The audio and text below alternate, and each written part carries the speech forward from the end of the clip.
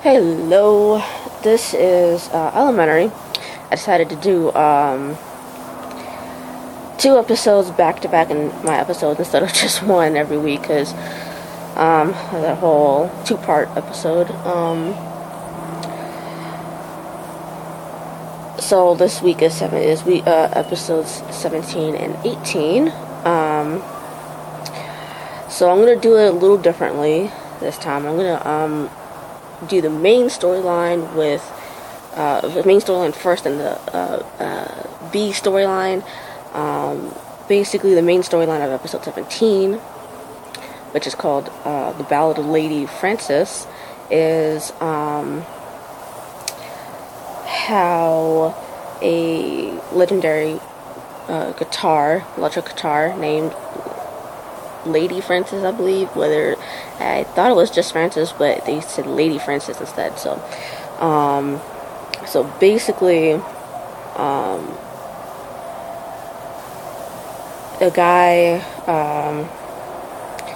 named, what is his name? Darren Azoff. He is getting tortured at the beginning of the episode for information about Lady Frances. And a man listening in on a I guess you could call it a Bluetooth device. They explain it later about what it was, but yeah, at the beginning of the episode, I assumed it was a device installed on a car to help people who were stranded or had whether it was by engine trouble or a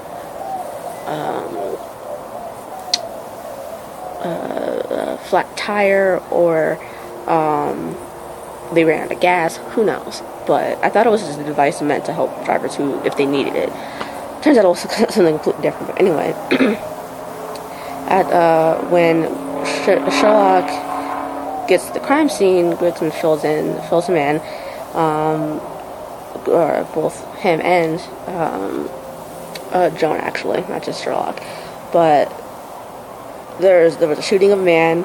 Information happening in a truck. They got to listen in. Had reported the crime. The truck and the victim and the perpetrator are all missing. And the only thing that's at the crime scene are tire trucks. So everyone listens to the recording. The system is supposed to listen for gunshots 24/7. And by doing so, it records the sound of gunshots 10 seconds before it happens, or it's supposed to listen to it for 10 seconds before it happens, but you can't really predict that. So you kind of have to listen 24/7, as crazy as undesirable as that sounds. That's what you have to do if you really want to, get the perpetrators who shot the gun. Anyway, so basically, what happens is, that the victim, Darren Azoff, was stealing valuables from the houses that he would work on, because he is a building contractor or something like that.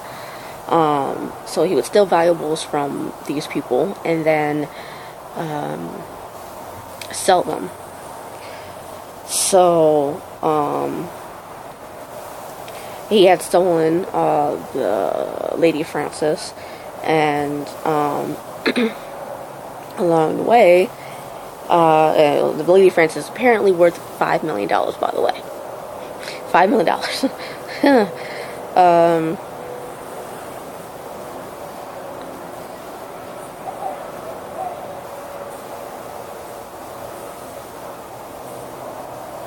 And let's see what else happened. We also find out that Cosmo, the guy who heard Darren getting tortured,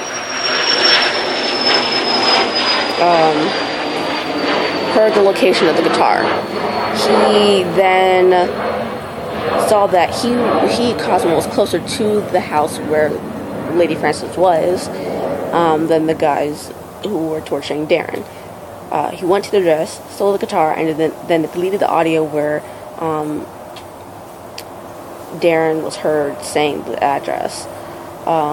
He is then killed by someone with the $5 million guitar that was stolen by Darren.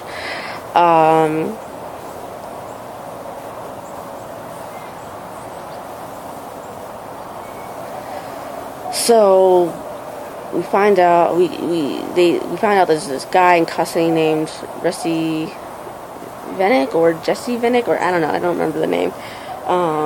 He claims he was hired by this guy named Harmon Wolf to get the guitar back by any means necessary. He then provides his accomplice and where Darren's body can be found, and then he also says there was the second guy found dead that he didn't kill, and that's when the team finds out it was Cosmo that was killed.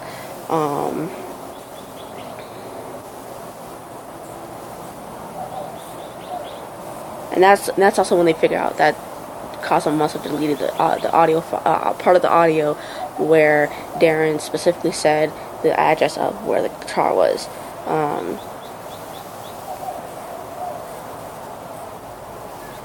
So shortly after that, we find out that Cosmo downloaded editing software onto his computer, even though employees aren't supposed to download anything onto the computers. That's how, that explains the whole part of the audio taken out.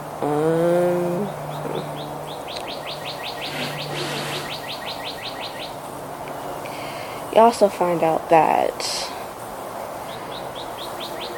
Cosmo was faking gunshots.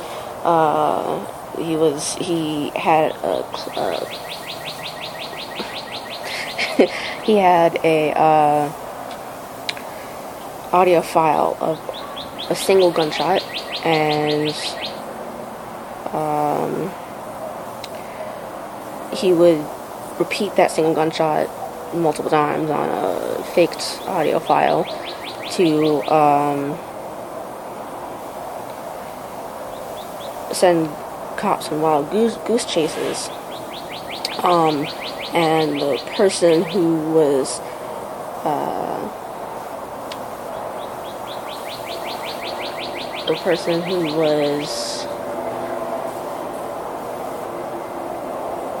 kind of, I guess you could say, make him do that was this councilman named Schlesinger.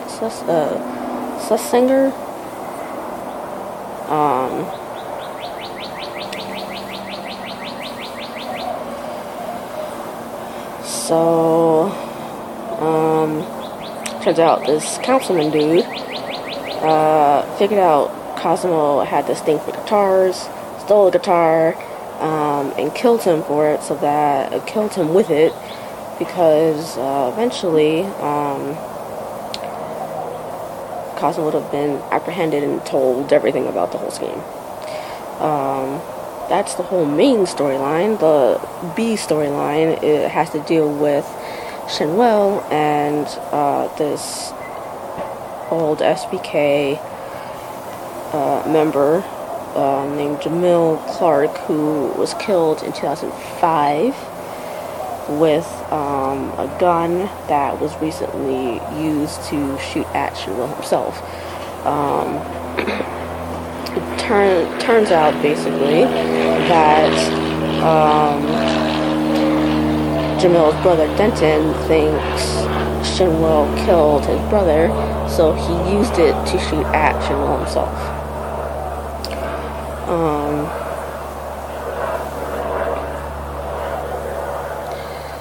So that is episode 17.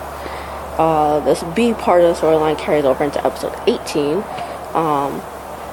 So there's that little connection.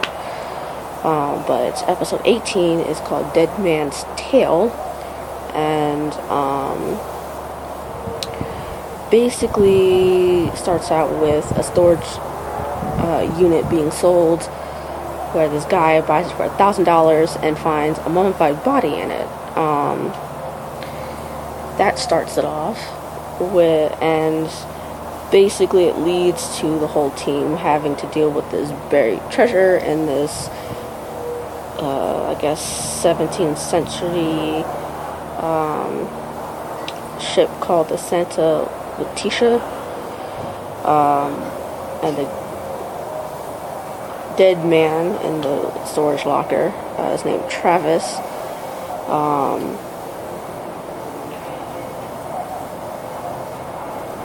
And Travis stole this book by this captain named Emerson Baker, but it turns out Emerson Baker completely fabricated everything that he wrote in his books.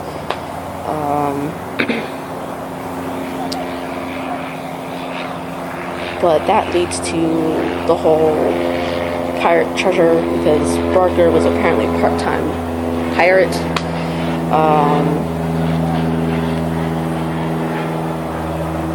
So basically, this whole episode has to deal with buried treasure or sunken treasure, not buried treasure, sunken treasure on the Santa Letitia. Travis had gone to this guy named Lars Vestergaard to get the treasure from the Santa Letitia.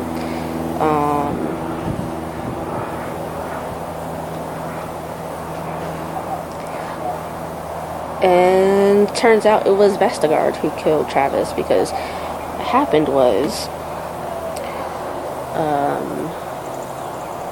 Vestergaard would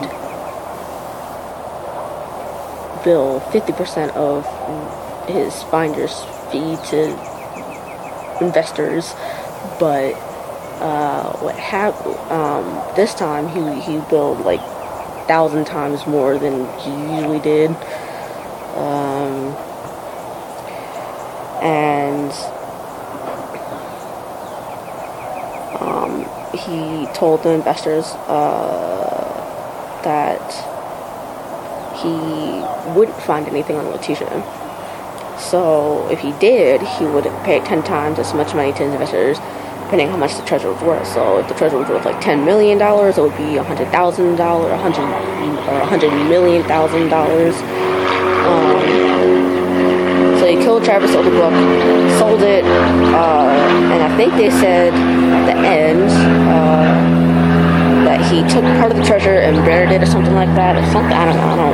I wasn't quite paying attention to that part, which was kind of stupid of me, but it was basically the whole main storyline. The B storyline from episode 17, like I said, continued over into this one, and basically it pitted Sherlock against Joan. Joan not believing that Shinwell would kill someone after expressing that he wanted to change his life and turn his life around, basically. Sherlock on the complete opposite end of that, saying that he believed Denton when he told his side of the story about how Shinwell killed his brother. And it's basically pitted those two against each other, and at the end of the episode, Shinwell beats Sherlock on the head, back of the head with a bottle, and continues to beat him up, saying Jamil's death was a condition of a deal SPK had with rival gangs to raise the prices of drugs they stole, or something like that. And Shinwell's like, well, you need to stay out of my way so you can take SPK down. That, which is kind of sad. I was really hoping for Shinwell to be better. Well, there still could be. I'm gonna assume that he didn't actually kill Jamil. I'm gonna say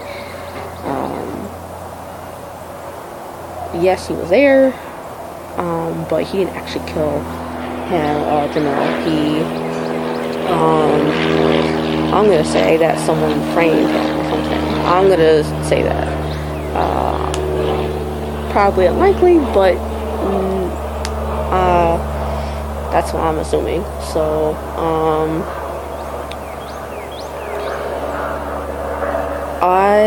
there's no episode until April 9th, so that's like 2 weeks from yesterday, since today is Monday. But yeah, it's 2 weeks from today, or yesterday, yesterday.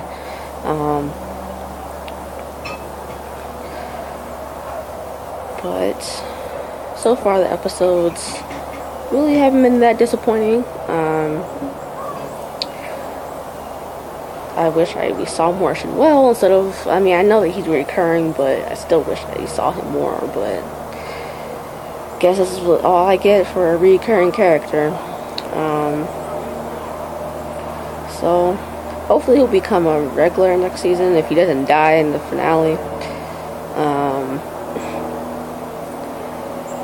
But who the fuck knows? Good news is Rosewood comes back on Friday. That's the good news. So there's that. That is all I have for today. So